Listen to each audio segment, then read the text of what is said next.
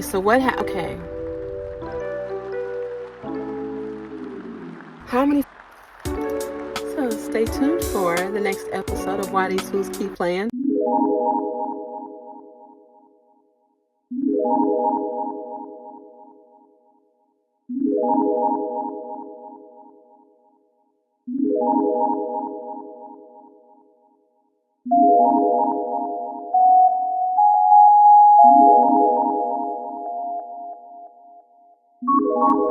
I'm just playing. No, stay tuned. Where the trains are coming. And Mama told me.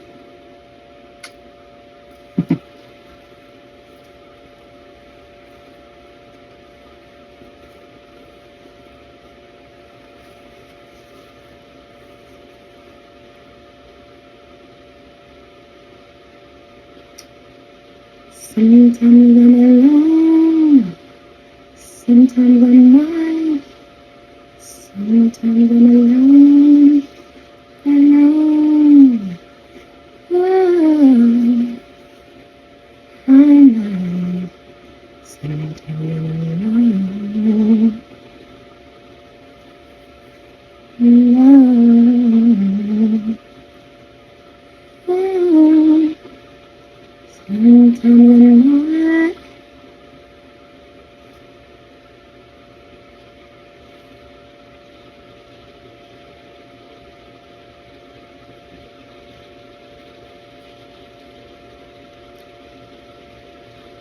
Primary, keep on burning.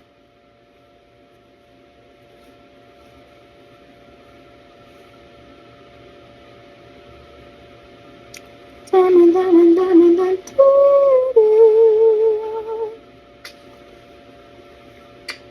Bum, bum, bum, bum, bum.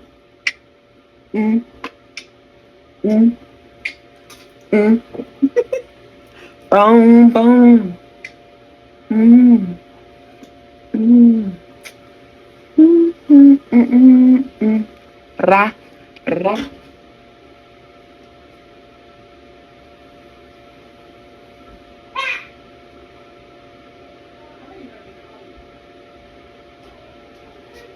You need me to call you later?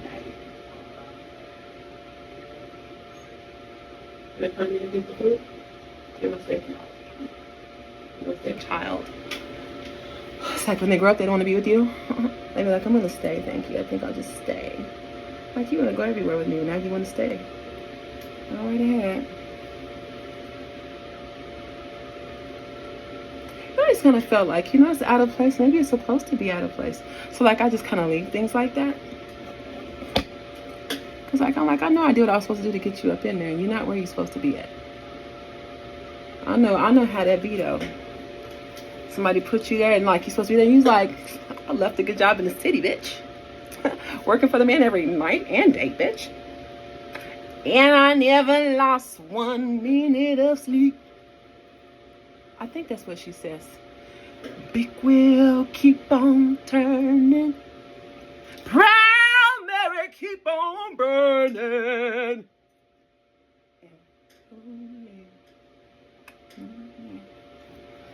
I'm done.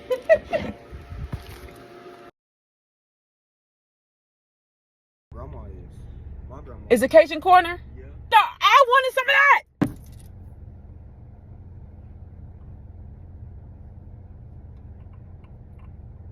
You ever yell so much that you go hoarse, you lose your voice a little bit?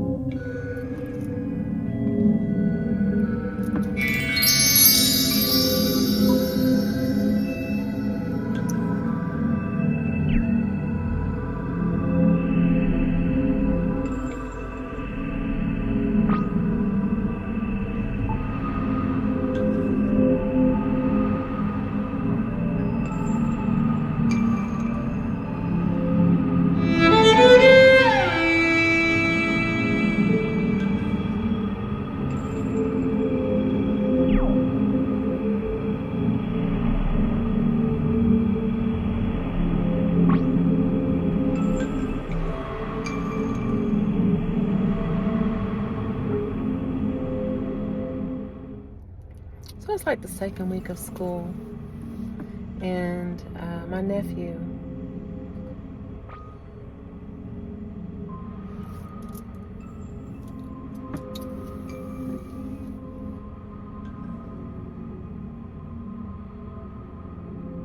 it's because like sometimes our light is so bright. Our gratitude, those of us who stay and dwell in the spirit of gratitude, it bruises people. I'll speak for myself.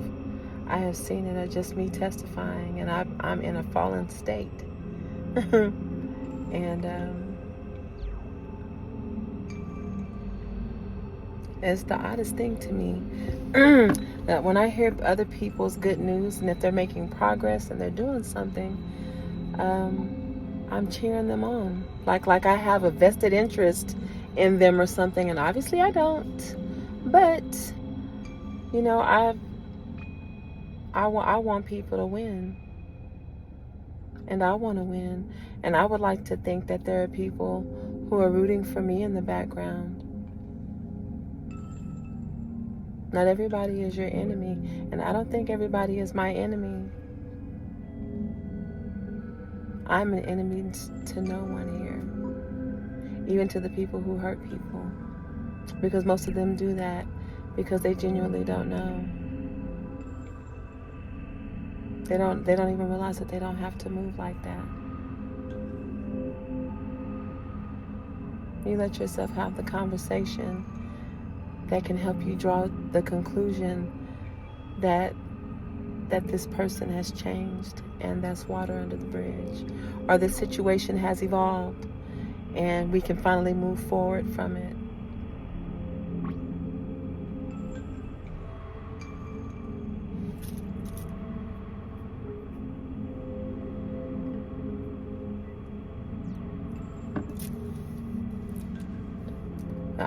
I love my nephew so much. You know, and my children are all adults, and so he's young, and the idea that he is in a state of, I mean, he's being bullied. I don't even know what to think about that, because on one hand, you know, the kids don't really know how to express themselves and to really truly use their words to articulate their feelings and their apprehensions about each other. And they, because of social media, the saturation of the toxicity, the glorified toxicity in relationships, young people don't know how to really articulate their feelings. The main reason why I kind of evolved in how I communicate mine is there are so many people, like literally fucking destiny swapping, or trying to, and people will inflict a wound on you and turn the story around and victimize themselves and make you the villain in a story that they wrote.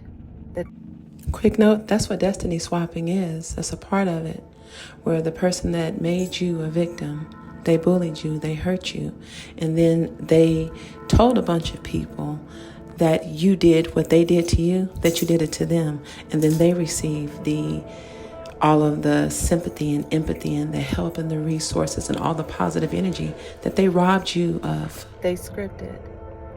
And because it happened so much in front of me when I was younger, and it happened to me so often, like for a time, a part of like what's molded me into what I am now, a part of what molded me was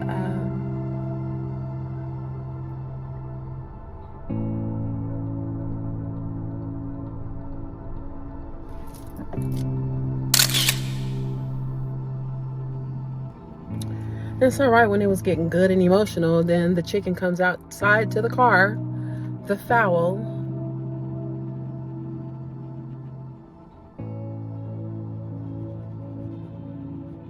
I don't know. It's like more about, because it's not just about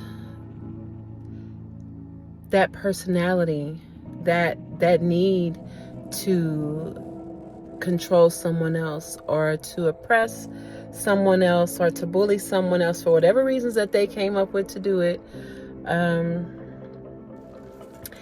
It's like it's it's multiple people, and it's like none of them are friends to each other. None of them actually have any friends, because a friend would listen to something that you're saying about someone else, and if they're listening to understand you and to relate like friends do, they would be clearly listening for what the actual issue is. If someone that you're calling a friend is constantly talking about someone else, and they cannot pinpoint what this person actually did to them, they cannot name it and make it tangible.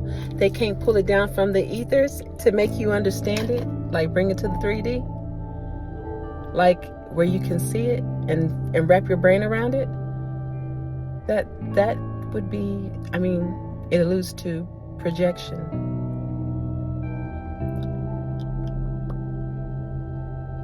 That person is projecting. And a friend, after, I mean, just on gossiping, would be like, bro, or girl, she ain't did nothing. I just said, bro. You guys know that I hate when I hear people say like, bro. My grandfather was of such a stature that you would feel out of line, out of place to say bro. But I mean, he comes from a time when people wore slacks, that they treated the jean, not treated, they called the jean as a working man's thread, which they work. When I say working, I'm talking like in the mills. This is a material that can withstand all of the activity. You're bending and squatting and kneeling, like you would do if you were tending a farming kettle. Which hats off to the farmers. I was reading recently about the black farmers and their payout and the settlement.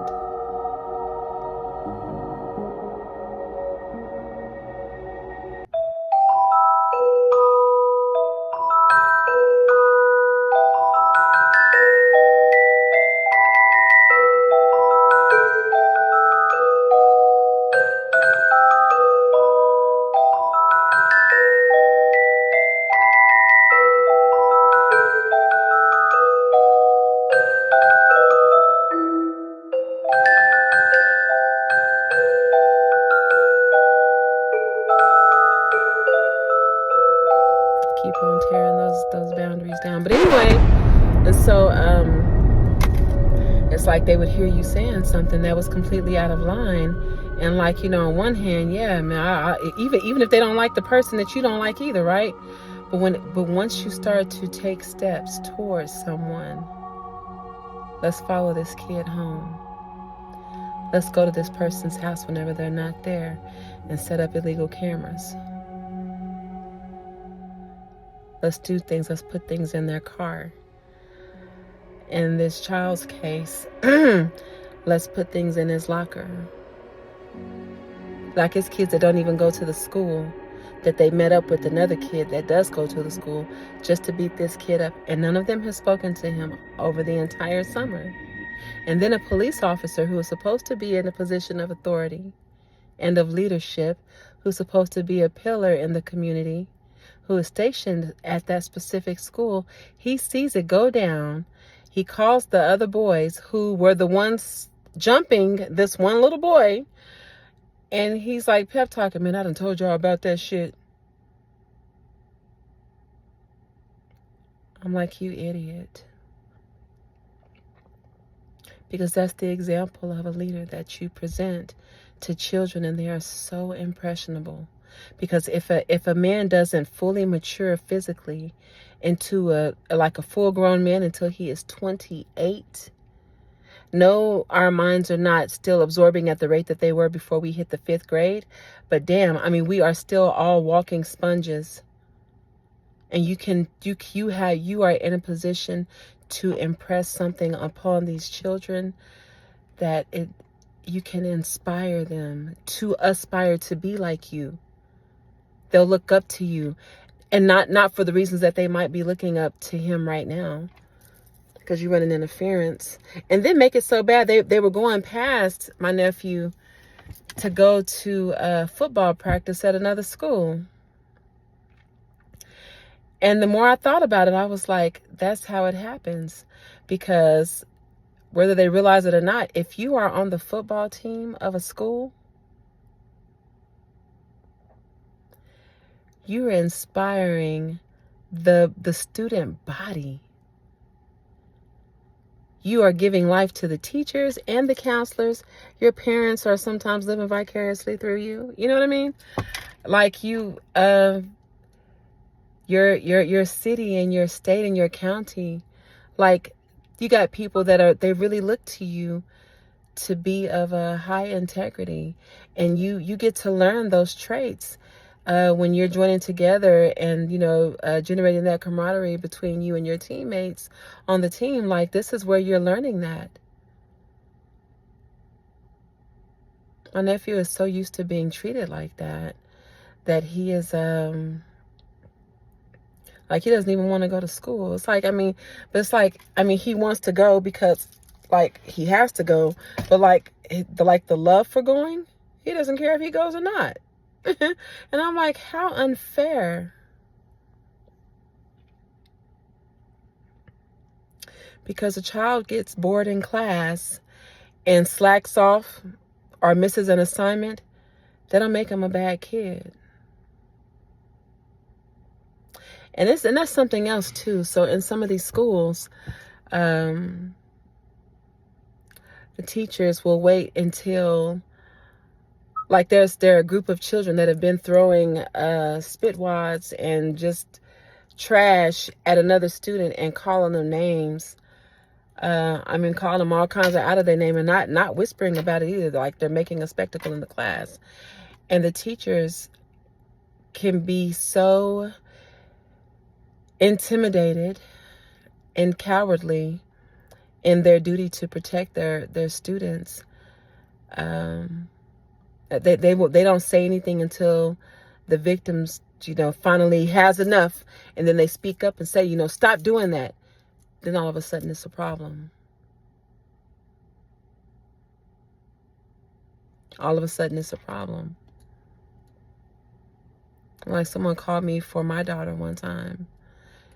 And that's what I'm saying, one time. They didn't make that mistake again. Like, you mean to tell me that this straight A student that never disrupts your class, you better get the fuck out of here with that. You better get the fuck out of here with that. And because I know that this is a bully, so much so that students, when they saw me coming into the school, they were like, they beat up everybody. They always get on everybody's nerves. So this student and their parents are punking this whole student body. You scared to even expel the child. And so my child, I'm like, yeah, you got it up. What is your anti-bullying policy? I'm like, oh, you can't really speak on that. I'm afraid I might know some of your cousins and some of your sisters at a place I used to work. Because that's how it happens. That's how these hoes grow up, and they feel like they can take that. So then whenever you've become the founder of a sorority or a fraternity or of a Masonic chapter or of this sisterhood, of the same, okay? When you come into a position of actual authority, then because you were not actually, like, those people clearly were just using you for your talent, that they let you run up and down their field, but they did not instill integrity in you. Because that was a part of it. It's not just the conditioning of your body. It is the conditioning of your mind, like mentally, that you can't be pulled into a peer pressure situation where someone pulls you out of that integrity, where they strip you of your moral fiber. And a friend, out of love for you, would be like, man, it ain't that. Hey, hold on. I know you don't like him or her, but it ain't that serious, man. We ain't, like, he ain't doing it. Like, you want to fight for no reason? I only came across a couple of people like that in my whole life that were genuine friends to me. I've been tested many times. Homegirl actually is out of line. You actually was sleeping with somebody else's man. Okay? You snatched somebody, whether you realized it or not. And when it was time for him to go home to his woman, you want to go and burn this woman's house down. And I was like, hold on. Regardless of who had him first, he's chosen. So what would you be burning somebody's house down for? What would you be saying to this other woman, period?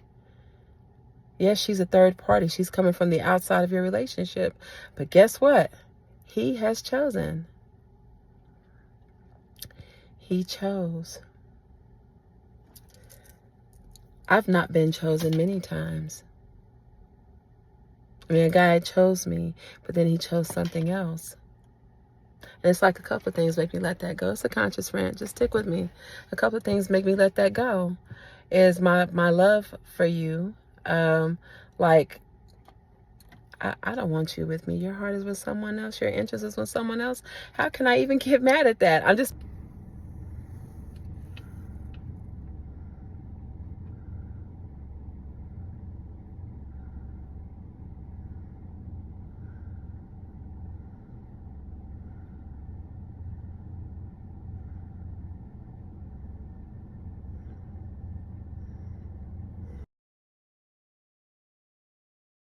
I'm coming on here just expressing myself, just sharing, and getting my creative wheels a little bit wet.